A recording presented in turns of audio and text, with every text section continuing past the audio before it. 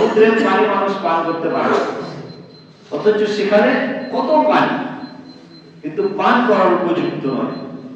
আল্লাহ তাআলা গভীর নলকূপের মাধ্যমে মাটির তল থেকে যে ফিল্টার পানিটা আছে, এটা হচ্ছে কি বিশুদ্ধ পানি।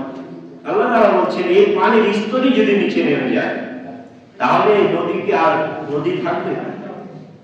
নদী শুকিয়ে যাবে। পানির স্তর নিচে নেমে গেলে এমন কোন রব আছে যে তোমাদেরকে পানি এনে দেবে? আল্লাহ তাআলা বলছেন মা তাহরুসুন, তোমরা যে ফসল রোপণ করো এটার দিকে একবার দেখেছো? এটাকে কে অঙ্কুরোদ্গম করে?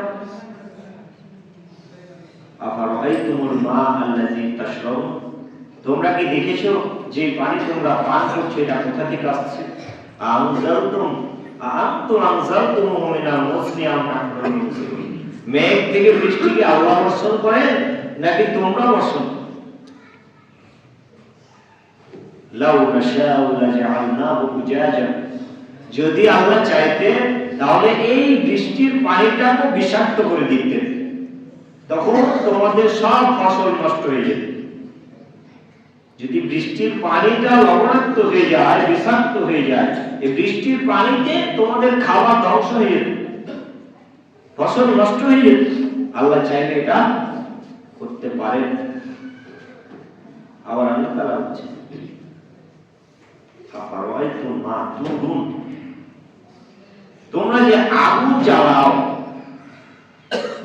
এই আগুনের কাঠগুলো কোথা থেকে আসে একবার কল্পনা করে দেখেছেন?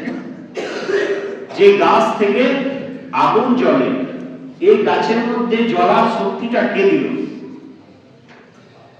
আল্লাহ তাআলা এটা দিয়েছেন।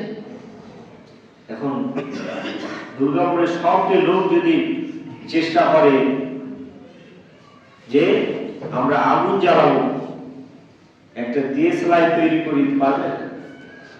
সবটি লোক মিলে একটা দিয়াশলাই তৈরি করা সম্ভব? আল্লাহ তাআলা আগুন যে দিলেন, এই কাঠের মধ্যে যে জ্বালানি শক্তি দিলেন, এই কাঠটা জ্বলে কিসের জন্য?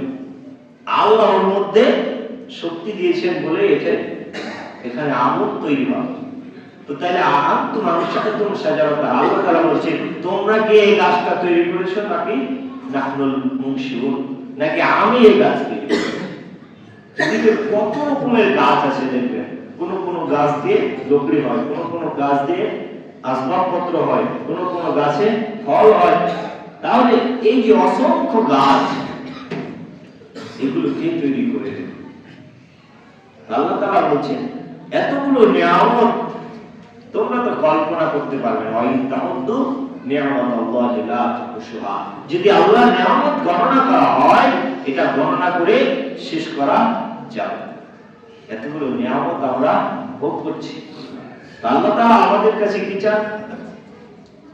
আল্লাহ তাআলা চান যে আমরা যাতে তার শুকরিয়া আদায় করি। লা ইন শাকারতুম লা আযীদান্না, যদি শুকরিয়া আদায় করো আল্লাহ তাহলে এটা বাড়িয়ে দেন। ওয়ালা ইন কাফারতুম ফাইন্না আযাবি লাশাদীদ, যদি কুফরি করো তাহলে নিশ্চয়ই আমার আযাব অত্যন্ত কঠিন। আল্লাহ তাআলা আমাদেরকে খাবার দিচ্ছেন, আমাদেরকে সবকিছু দিচ্ছেন, আমাদের পরিবার দিয়েছেন, আমাদের সম্পর্ক দিয়েছেন, পিতামাতার সাথে সম্পর্ক আছে, সন্তানের সাথে সম্পর্ক আছে, আমাদেরকে ফসল ফলানোর জন্য মাঠ দিয়েছেন, এত কিছু দিয়েছেন। আল্লাহ তাআলা কি চান? শুধুমাত্র শুকরিয়া আদায় করো। তাহলে এর কোনো হিসাব নেওয়া হবে না যে তোমাকে এত এত নিয়ামত দেওয়া হয়েছে। যদি শুকরিয়া আদায় না করে তাহলে প্রত্যেকটা হিসাব আল্লাহ নেবেন একে একে। শুকরিয়া আদায়